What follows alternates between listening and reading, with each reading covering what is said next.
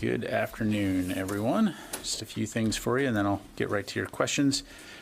So first, Secretary Austin began his day today with 2 phone calls this morning with his counterparts from Qatar and Sweden. He spoke first with Qatar's Minister of State of Defense Affairs, His Excellency Dr. Khalid Mohammed Al Attiyah. The two discussed our shared commitment to our close defense partnership and to ensuring stability across the Middle East region. Shortly afterwards, Secretary Austin spoke with Sweden's Minister of Defense, Paul Johnson. The Secretary looks forward to continuing our shared efforts with Sweden, to providing security assistance to Ukraine, and to working together next week in Germany at the Ukraine Defense Contact Group. Readouts of these 2 engagements will be posted to defense.gov. Separately, Secretary Austin also attended a memorial service earlier today at the Washington National Cathedral for former Secretary of Defense Dr. Ash Carter. Secretary Austin again offers his condolences and prayers to the family of Dr. Carter, a leader whose commitment and service to the DoD and to our nation will long be remembered. And later this afternoon, Secretary Austin will host Japan's Minister of Defense Hamada to the Pentagon for an honor cordon and bilateral meeting.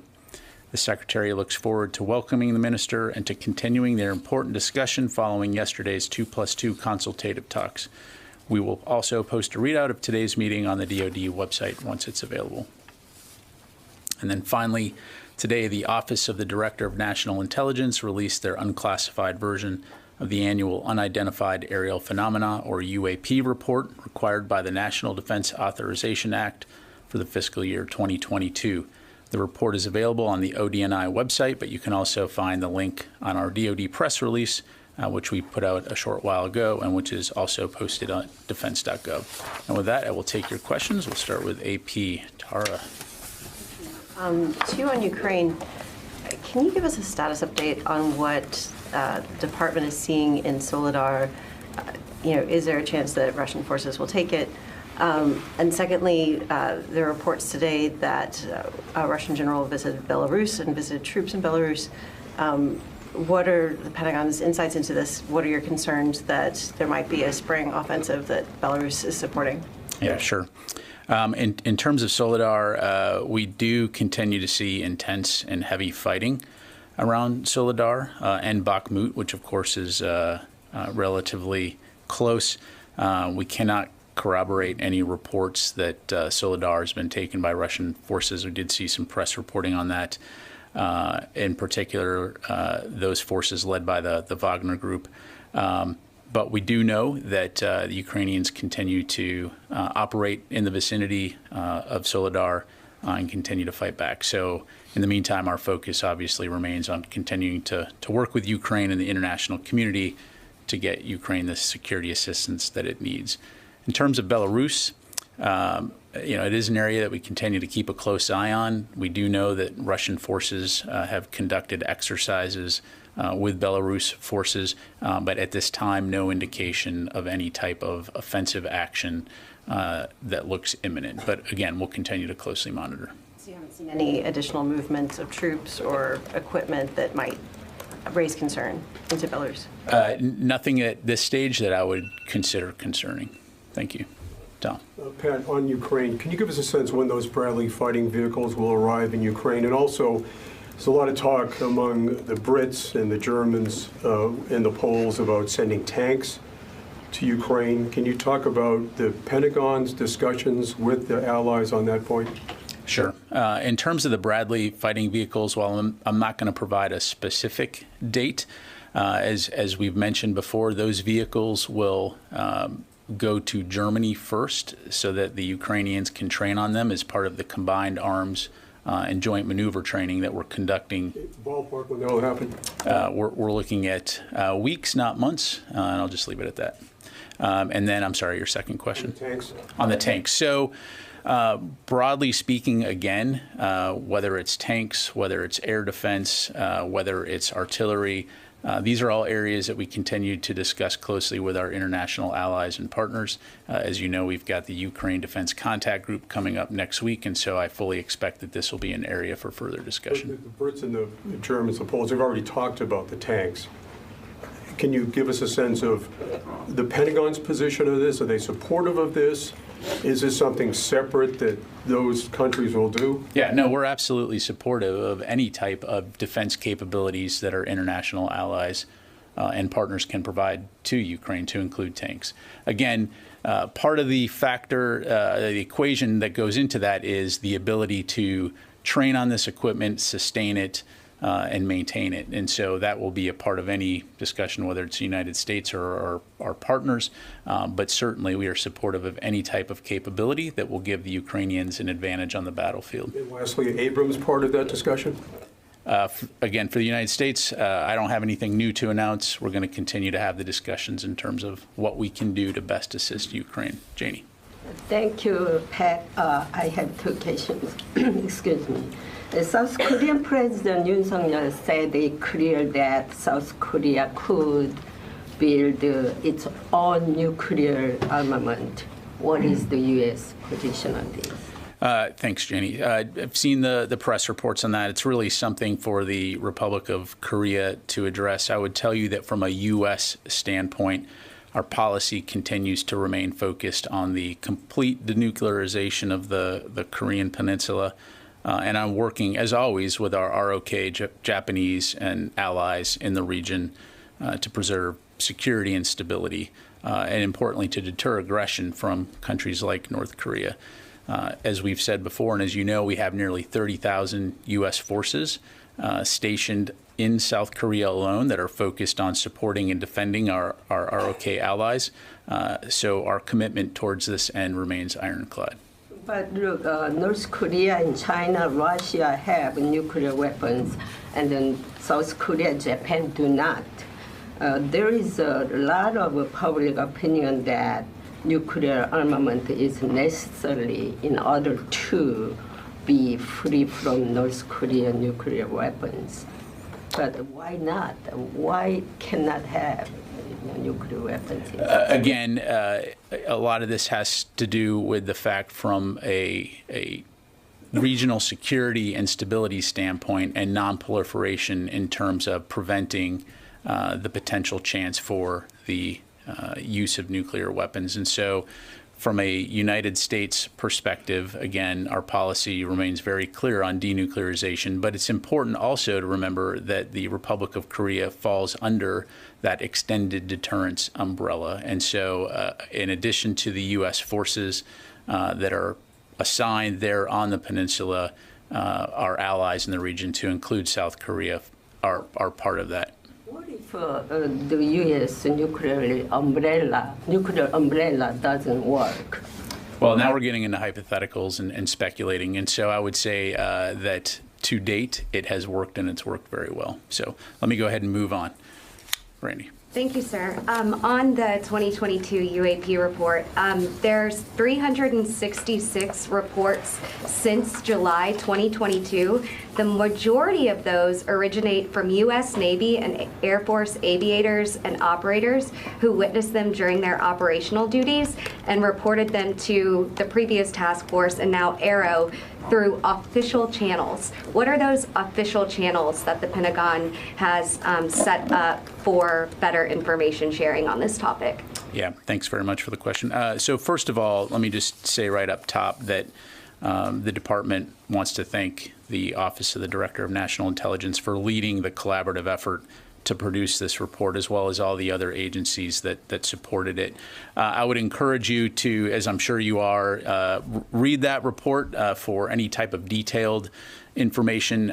Broadly speaking, when it comes to the types of processes and procedures that have been established, the ARROW office, as you highlighted, has closely worked with each of the service branches to come up with a streamlined reporting system to be able to collect that information.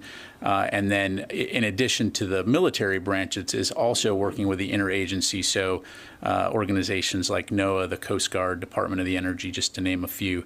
And so by establishing those reporting procedures, what it does, and I think you'll see this in the report, is it allows the collection of data, and more data allows us to be a little bit more rigorous in terms of how we go after investigating these incidents. So hopefully that Yeah, it does. And I appreciate the transparency here. Just a quick follow-up. The report says that regarding health concerns, so far, no encounters of UAP have been aligned with serious anomalous health incidents. Congress pushed you guys and mandated ODNI and the Pentagon to look into that, which means there were reports from military aviators about anomalous health incidents. Is there anything you guys can share about what those health incidents ended up being if they were not UAP? Yeah, I don't have any information to provide. I'd encourage you to take a look at the report. I would say, broadly speaking, I think one of the key points in this report, given the potential hazard that UAPs do present, notably there's been no reported collisions of military aircraft, or U.S. aircraft rather, and UAPs. But in terms of those specifics, I'd refer you back to the report. Let me go to Nancy, and then we'll go over here to Felicia. One follow-up question from yesterday. If there's a way by the end of the week, if we could get a sense of other places where Ukrainian forces have trained in the United States and a rough estimate of how many they've trained, that would be very helpful. And then there are reports that Kathy Chung, who works as the Deputy Director of Protocol for the Secretary of Austin, has been interviewed as part of the FBI investigation into some of these classified documents found with President Biden. Can you give us a sense, if you at all, about what kinds of, how many times she's been interviewed, whether those interviews have happened at the Pentagon, and whether she retains her current position as the Deputy Director of Protocol? Thanks, Nancy. On your first question, absolutely. I know we owe you that answer, and we're working to get that for you. So we will aim to try to provide something to you in the press corps before the end of the week. In regards to the documents that you're referring to and any type of FBI action, I really need to refer you to the Department of Justice. I'm not going to have any comment on that. In terms of Ms. Chung, she does remain employed by the Department of Defense, currently serving as the Deputy Director of Protocol. Thank you very much. Ma'am. I'll try once more on tanks. Germany and Poland have talked about sending main battle tanks as part of an international coalition or effort. Can that coalition or that effort happen without the U.S. sending Abrams? How are you looking to? Yes. Because Germany, yes, it can happen. Yes. Okay. Okay. Yes, it can happen. I want to make sure. Of course. I mean, you already have an international coalition providing a variety of military capabilities to Ukraine. And so, again, I think, an important point here, and again, I don't mean to come across as flippant. I mean, I understand your question. And as we've said, we're going to continue to keep all options on the table when it comes to the capabilities that we provide to Ukraine. But again, I don't have anything to announce regarding tanks or Abrams today. But on international capabilities and how we bring them together, I think this is part of the discussion and part of the training that you see already taking place in places like Europe to enable the Ukrainians to train on these systems and then employ them effectively on the battlefield. And one of the things that Secretary Austin has made very clear, both publicly and privately, is I can give you equipment, I can, and I can give you the training, and I'm providing you with the capability. And that's really what we're talking about when it comes to the combined arms employment of these capabilities in a way that's going to assist Ukraine. Just one follow-up. You said earlier that the U.S. supports Germany and others that want to send tanks, but ahead of the meetings next week, are you encouraging them to send main battle tanks? So I'm not gonna necessarily preview the specifics of what we're going to encourage them. Again, Secretary Austin and other DoD leaders and other members of the U.S. government are constantly engaged with our allies and partners around the world to discuss how we can all collectively best support Ukraine. I don't necessarily want to say, it's a sovereign decision for each country what they can or cannot provide. And so, again, to clarify, what I'm saying is we certainly support and are encouraged by any effort to support Ukraine, whether that's training or whether that's physical equipment. The important point being we're all doing it together to help this country defend itself. Let me go out to the phone here real quick, and then I'll come back in the room. Liz from Fox. Hey, thanks for taking my question. Can you hear me okay? Hear ya. Great. So I have a few questions regarding counter-drone capabilities. The first one is how many drones can one Vampire system target at the same time? The second one is how will the system being sent to Ukraine, how will it fight Ukraine in its fight against Russia? And the third one is a little bit broader. As enemies of the U.S. are increasing their use of drones, does the U.S. have adequate systems to defend against these drones, including a possible swarm of a drone attack, say on a NATO ally or Ukraine? Thanks, Liz. I'll come back on your last question because I just want to make sure I understood what you asked correctly. The first two, on the Vampire system, for operation security reasons, I'm not going to get into the specifics in terms of its, the number of drones it can or cannot effectively guard against. As you do highlight, it is an anti-drone capability. And once provided to Ukraine, that will be integrated into its broader air defense capability, its integrated air defense system, so to speak, as part of that multi-layered defense capability to protect it from aerial attacks, to include drones. And then I think your last question was, can the U.S. adequately protect against drone attacks? Was that what you were asking? Yeah, how confident is the U.S. as the U.S.'s enemies are developing their drone capabilities in defense? Yeah, so I would say that, largely speaking, this is an area of continued development, continued research development and execution. We clearly maintain a capability, a counter-drone, counter-UAS capability. That said, I think we've all seen how these these drones, these capabilities can be used in a variety of ways, in a variety of creative and unique ways on the battlefield. And so it's one of those things that we're going to have to continue to stay after.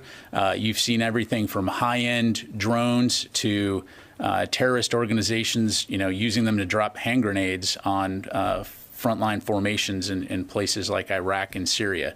So that is an area that we're going to continue to work closely on. Broadly speaking, though, yes, I remain confident that we do have the capabilities to defend our forces no matter where they're serving. Thank you. Let me just go one more here. Patrick Tucker, Defense One. Hey, thanks for doing this. Yesterday, Navy Secretary Carlos Del Toro made a comment that if the industrial defense base doesn't ramp up production, it's going to be challenging for the U.S. to continue to arm itself. He basically said if the conflict does go on for another 6 months, for another year, it certainly continues to stress the supply chain in many ways that are challenging, is his direct quote. Is that the Pentagon's view that if the Ukraine conflict goes on at its current pace and the support mission goes on at its current pace, that the U.S. will face challenges in adequately arming itself? Yeah, thanks, Pat. So as you've heard Secretary Austin say before, we will not go below our readiness requirements as we take into consideration what Ukraine's security assistance needs are. And so as we work with them and as we work with our partners to identify the specific capabilities, the specific systems among the capabilities that we have, there's going to be a variety of factors that are taken into account to ensure that we can continue to support Ukraine while at the same time ensuring that we maintain our own readiness and our own stocks. Importantly, this has been an ongoing conversation and an ongoing effort from very early on in this campaign, particularly as we saw it going out for a extended period. And so you've seen things like the National Armaments Directors meeting regularly. In fact, they'll meet next week prior to the Defense Contact Group, Ukraine Defense Contact Group, and they have a series of regular meetings so that we can continue to work as an international community to again, one, make sure that we're anticipating and supporting Ukraine and its needs, but also making sure that we can maintain and replenish our own stocks of munitions. And so we are confident that we can continue on that glide path, working very closely with industry and working with our international allies and partners. I would say it's one of our great strategic strengths as a coalition is the fact that we do have such a large number of defense industrial bases to draw upon, as well as a motivated defense industrial base that wants to help us in that regard. So we are confident that we'll continue to be able to support Ukraine for as long as it takes, and we're confident that we'll be able to continue to maintain the readiness levels that are vital to defending our nation. Thank you. Carla. Hey, I just wanted a quick clarification on what you were telling Tom about the Bradleys. When you say we're looking at weeks, not months, do you mean weeks for their arrival in Germany and for training to begin, or do you mean weeks, not months for them to get to Ukraine? So training should start, for the most part, my understanding is next week in Germany. Okay, and so on the joint maneuver training, combined arms training, Bradleys, it should start next week in Germany. In terms of, again, specific dates, you'll see the Bradleys arrive on the battlefield when they arrive, and we'll allow Ukraine to highlight that. I'm saying that, again, we anticipate that training will take weeks, not months, but I'm not going to get into the specific numbers of weeks or months. So thank you. Okay, Oren. What is the U.S. assessment of the change at the top of the Russian military? General Valery Gerasimov becoming not only the chief of defense, but also the chief of the so-called special military operation, and Surovikin becoming his deputy. Is that a sign of just more dysfunction there, or displeasure with either Surovikin or Gerasimov? And what does that say to the U.S. about Prigozhin's position at this time and Wagner? Yeah. So certainly aware of Russia's announcement regarding the personnel shift, and it's something that we continue to monitor. Oren, I'm not going to speculate per se on how this might affect things on the battlefield in Ukraine, other than to say that it likely does reflect some of the systemic challenges that the Russian military has faced since the beginning of this invasion. And we've talked about some of those things in terms of its logistics problems, command and control problems, sustainment problems, morale, and large failure to achieve the strategic objectives that they've set for themselves. So it's something that we'll continue to keep an eye on. I would say, frankly, I think that the world would rather see Russia focus on withdrawing from Ukraine and saving innocent lives versus spending time on numerous management reshuffles. And Russian soldiers and their families would probably like to see that too. But other than that, nothing else to provide. Thank you. Will. Two questions. So the U.S. has provided a variety of counter-UAV capabilities to Ukraine. Is there a mechanism for assessing how well they work, and kind of the Ukrainians feeding that back to the U.S.? And if so, what has the U.S. learned from that so far, if such a thing exists? Well, I don't want to get into specific effectiveness rates, other than to say I think the results largely do speak for themselves. The Ukrainians have talked publicly about their air defense abilities and their success rate in terms of taking down, for example, Iranian drones, taking down Russian missiles, and I would say that from a U.S. perspective, that is accurate. They have done a very good job using the air defense capabilities that they had originally, and then integrating Western capabilities into their system to do that. That said, clearly, Russian missiles and drones continue to have an impact, and so we will do our part to continue to support them, to provide them with additional air defense capabilities. Without getting into what specifically has worked and how well it has worked, is what's working in Ukraine kind of being incorporated by the U.S. into its planning for counter-UAS? So I would say that anytime there's a significant conflict, the United States military as a learning organization is going to observe what works and what doesn't work on the battlefield and try to apply those lessons learned into our own joint doctrine and training. So I think that the situation in Ukraine is no different. Tom. Hi, thanks, sir.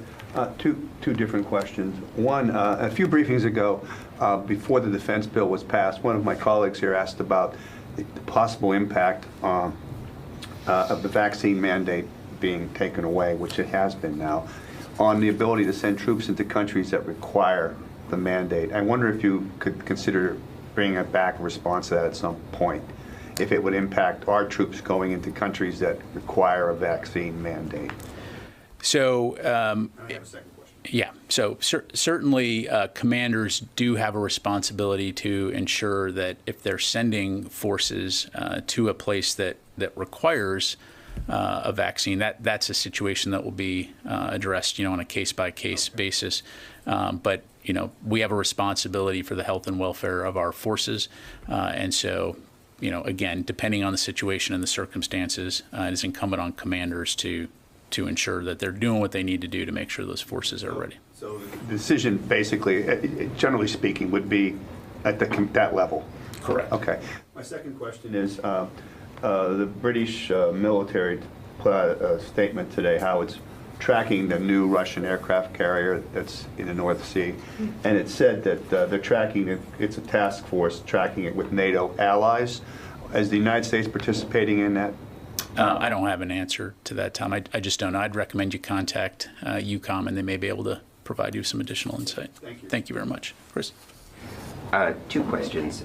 First, we've talked a lot about tanks, Bradleys, combined arms training that enables Ukrainians to effectively fight. But one thing the U.S. does is when it goes to war, it has a lot of air power. So is there going to be any discussion among all the members of the Defense Contact Group about providing Ukraine with fixed-wing aircraft? So I think, as I mentioned before, the primary focus of the upcoming contact group will largely be on air defense and armor. That said, again, broadly speaking, as an international coalition, and certainly within the Department of Defense, we continue to look at the near, medium, and long-term defense requirements for Ukraine. And so while I don't have any announcements to make in regards to aircraft at this time, certainly we'll continue to take a look at the situation and consider Ukraine's security assistance needs. And then my second question is, yesterday the U.S. and Japan said they committed to expand joint shared use of U.S. and Japanese facilities, but it was not more specific than that. Could that include an increased ability for the U.S. Air Force to operate from Japanese air bases, or what does that entail a little more explicitly if you can? Yeah, we'll have more details to provide in the future as the U.S. military and Japanese self-defense force staffs work together on those details. As you do highlight, without getting into specifics, whether it's the United States Marine Corps, whether it's the United States Air Force, the Army, and others, taking advantage of opportunities to be able to position forces throughout the Indo-Pacific region in a distributed way that provides us with agility, flexibility, and maneuverability to be able to respond to any regional threats. But this is an ongoing conversation. Ongoing conversation. Thank you. Joe? Thanks, Pat. So we've seen in the last number of weeks, Bradley, several different kinds of armored vehicles are going to be donated to Ukraine. We're talking about different kinds of tanks potentially going to Ukraine. The Secretary of Defense leads the contact group. What's his level of concern or confidence in Ukraine's ability to sustain all these various types of vehicles, simultaneously? And to what degree is that a factor in decisions about providing them with more types of equipment? Yeah, well, I mean, again, kind of going back to what I said earlier, broadly speaking, logistics and sustainment is a factor in decisions about providing Ukraine with capabilities, not because we don't want to give it to them, but because, something that you can't operate isn't going to help you and, could potentially give you a disadvantage. That said, to your point, integrating all of these capabilities is a priority, and it's part of the ongoing conversation and collaboration in terms of how we train the Ukrainians, whether it's collective training or individual training on those systems. So that is part of the discussion, is how once those capabilities are put back into Ukraine, how they can best employ them together in a combined arms approach. All that said, I would also not underestimate what we've seen the Ukrainians do time and time again, which is take these systems and employ them in a way that's been extremely effective under incredibly trying circumstances. So there is that X factor as well that they've been demonstrating since this invasion began. Can I have a follow-up on Pat Tucker's question earlier about readiness levels? I think we've heard a number of times from different defense officials, yourself, that leaders here aren't going to allow stocks to fall below a certain readiness level or what's required. But are those requirements static over the last year, or is that like a rolling assessment? And have those assessments changed over time? Have folks here grown to accept more risk because of changing conditions? Yeah, so I'm not, as I'm sure you can appreciate, I'm not going to get into specific systems and units and readiness and things like that, other than to say, again, I meant what I said, that is part of the discussion in terms of as things are considered. There is always a lot of input and deliberation in terms of, okay, if we provide this, what would the impact be on our forces, on our alliance? And again, the Secretary's been very clear that we're not going to do anything that's going to prevent us from meeting our security commitments worldwide. And so, again, Russia invading Ukraine has presented a significant challenge not only to Ukraine, but to the international rules-based order. And so I think everyone collectively worldwide understands the importance of this task and the fact that we've all got to work together to make sure that we can sustain the support to Ukraine because of the consequences if we don't. And so, again, as I highlighted before, I think we're very confident that we have the relationships, we have the network, and we have the capability and capacity worldwide to work together to ensure that we can meet Ukraine's security assistance needs, while at the same time working very closely together to make sure we can meet our own national defense requirements. Thank you. All right, let me just do a few more, sir. Hi, I'm Peter Martin from Bloomberg News. I wondered if I could follow up on the M1 question again. And specifically, you talked about the importance of logistics and sustainment. How do you see that? How does that impact Pentagon thinking on whether or not to provide the M1 to the Ukrainians? Do you think that's something they could effectively integrate into their operations, or that it would simply be too complex? Without, again, trying to... So, again, first of all, I'm not going to have any announcement to make. Let me just say it again. I'm not sure if you knew that. But the M1 is a logistics and fuel-intensive vehicle. Okay? So that certainly is part of the equation. But, again, we will continue to move... As we move forward, we'll continue to keep all options on the table. But... like we were just talking about, you've got to take into account, if I'm going to provide you with a piece of equipment, are you going to be able to sustain it, maintain it, operate it, fuel it, and is it going to be an albatross around your neck, so to speak, on the battlefield, or is it going to be something that's going to contribute to your combat capability? I'm not suggesting that the Ukrainians can't operate the systems that they're provided. I'm just suggesting that these are the kinds of things that have to be part of that conversation. So again, we're going to continue to work closely with them. We're going to continue to work closely with our partners and allies to determine how we can best support them based on the conditions on the ground to give them the best chance of success. Do you think the M1 would be an albatross around the Ukrainians' neck if it were provided? Again, I'm not going to speculate about the future. I'm going to talk about right now. Don't have anything to announce. I mean, we provided $24 billion worth of security assistance. I'm sure no one anywhere would doubt our commitment to supporting Ukraine and the capabilities that we've given them, and we're going to remain focused on doing that and giving them whatever it is that they need at this moment in time based on the situation on the ground to be effective. Thank you. Let me go back out to the phone here. Got Sean from National Defense. Yep. Thanks, Pat. So one of the problems that was, or or concerns raised last year by members of Congress was oversight of the support to Ukraine. And obviously after Iraq, Afghanistan, there are a lot of concerns, Inspector General findings. Can you address what the department is doing regarding oversight of support to Ukraine in light of any lessons learned from the previous conflicts? Yeah, thank you, Sean. We've been very public in terms of the steps that we've taken, working closely with State Department and Ukraine in terms of monitoring of the equipment that we've provided to them, as well as being responsive to Congress when it comes to oversight of the capabilities that we've provided. And so we will continue to do that. We look forward to working with the Congress and to the strong bipartisan support that we've received to this stage. Thank you. All right, let me just do a couple more, sir, and then back here. Thank you, sir. I had a question on the Tomahawk missiles that Japan has been looking to purchase. I understand that there was nothing publicly released concerning this yesterday after the 2+2. Could we expect some kind of deal or purchase to be done today with Secretary Austin and Defense Minister Hamada? Or will there be an announcement concerning these missiles at all?